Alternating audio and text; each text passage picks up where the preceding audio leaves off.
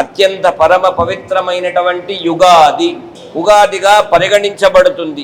చాలా పూర్వములో మనం సంప్రదాయబద్ధంగా సనాతనమైన సంప్రదాయములో మన సంస్కృతి ఆచారాలలో 365 రోజులలో పండుగలు వస్తూనే ఉంటాయి. అక్షతృతీయ, శ్రీ పంచమి, విజయదశమి, దీపావళి అన్నింటికంటే అత్యంత ప్రాధాన్యతమైనటువంటి అత్యంత ఉత్కృష్టమైనటువంటి యుగాది. బ్రహ్మదేవుడు సృష్టి క్రమాన్ని ఆరంభించినది కూడా ఈ రోజే.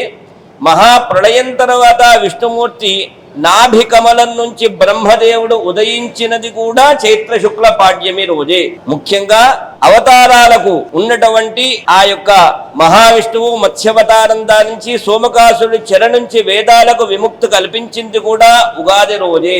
అష్టాదశ పురాణాలు, భారతము, భాగవతము, రామాయణ ఇతిహాసాదులు, 4 వేదాలలో అష్టాదశ పురాణాలు, ఉపపురాణాలలో కూడాను చక్కటి వివరణ ఇచ్చినారు. ముఖ్యంగా శ్రీరాముడు చైత్రశుద్ధ పాడ్యమి నాడే లంకా నుంచి అయోధ్య పట్టణమునకు తిరుగు ప్రయాణమైనట్టు మనకు వాల్మీకి రామాయణం విశదీకరణ చేస్తున్నది.